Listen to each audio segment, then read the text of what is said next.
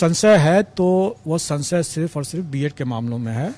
डिप्लोमाधारी के मामले में तो कोई संशय भी नहीं है और उनका हम परीक्षा फल भी घोषित करेंगे।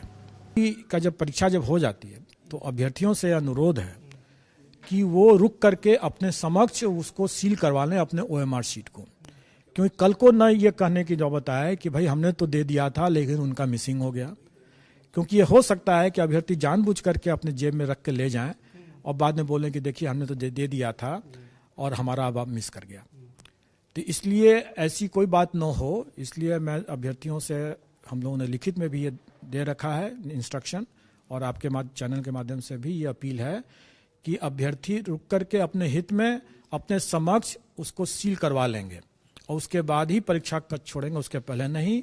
क्योंकि अगर उसके बाद अगर मिसिंग पाया जाएगा तो उसकी जवाबदेही उनके ऊपर मानी जाएगी, क्योंकि माना जाएगा कि वो अपने साथ लेके चले गए और ये कदाचार की श्रेणी मानी जाएगी।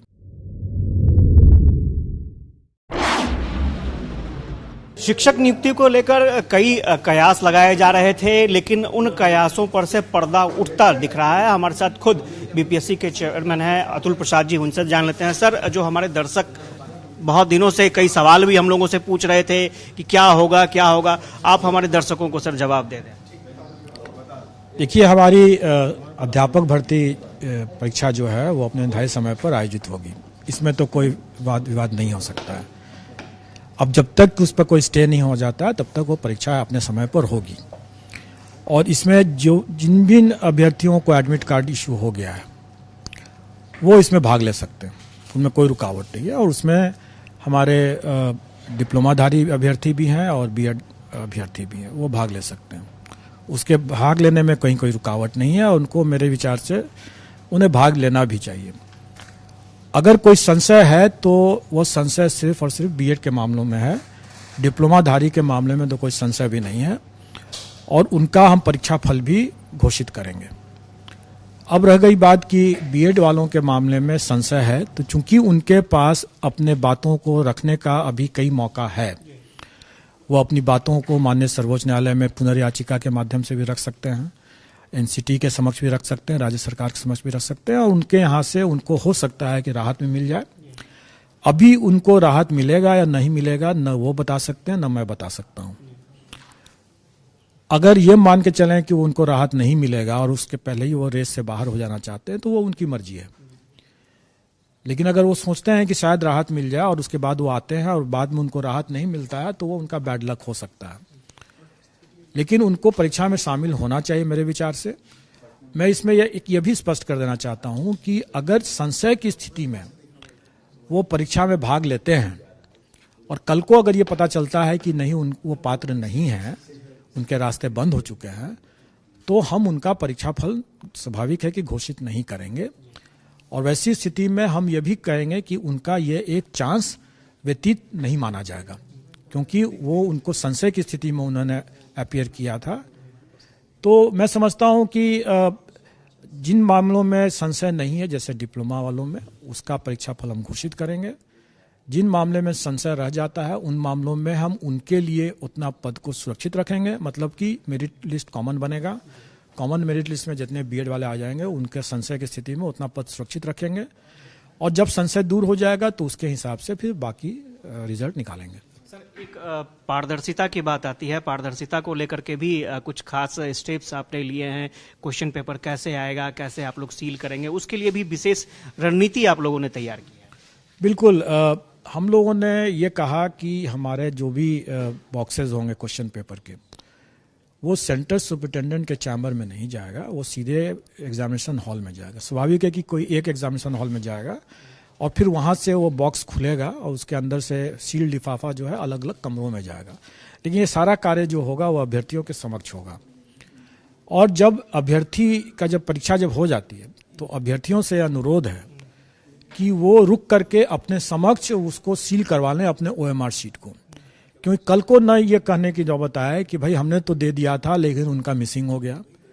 क्योंकि ये हो सकता है कि अभ्यर्थी जानबूझ करके अपने जेब में रख के ले जाएं और बाद में बोलें कि देखिए हमने तो दे दिया था और हमारा अब मिस कर गया।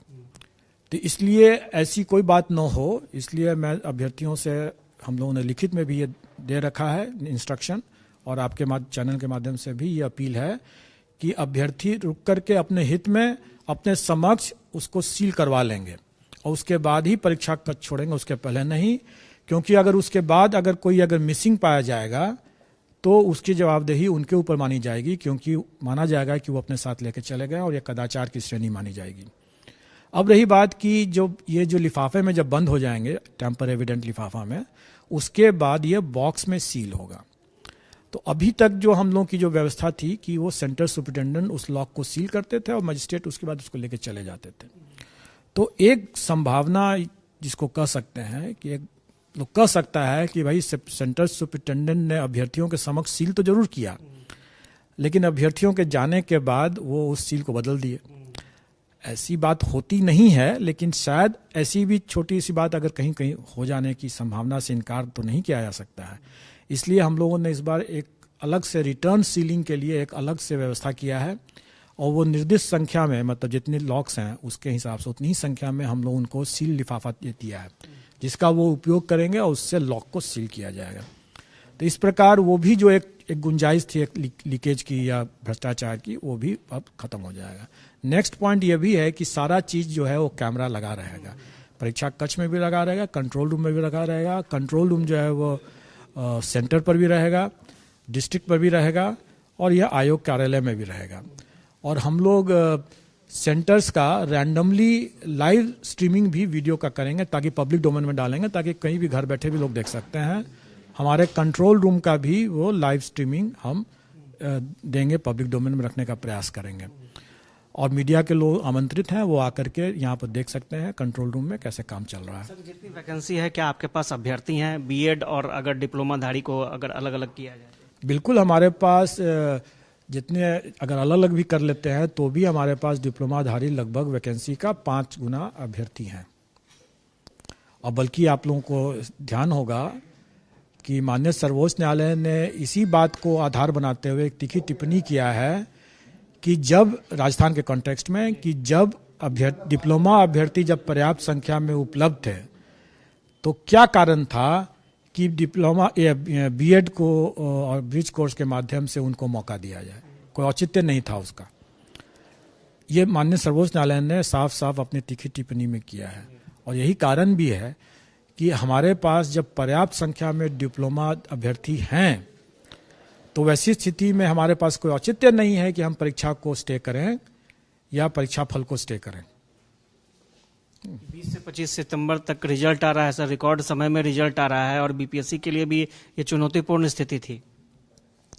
हाँ, ये बिल्कुल आप सही कह रहे हैं, ये हमारे लिए भी एक चुनौती तो बिल्कुल है। लेकिन मैं समझता हूँ कि अभी हमारे जो व्यवस्था है और उसके हिसाब से अगर हम लोग काम करेंगे तो हम 25 के आसपास तक हम उम्मीद करते हैं, 25 सितंबर कि उसके आसपास हम रिजल्ट, प्रोविजनल रिजल्ट, जिसके आधार पर डॉक्यूमेंट वेरिफिकेशन होगा और फिर डॉक्यूमेंट वेरिफिकेशन के समय में उनकी असली पात्रता की को चिन्हित किया जाएगा। वो हम लोग प्रोविजनल रिजल्ट हम लोग निकाल देंगे। धन्यवाद।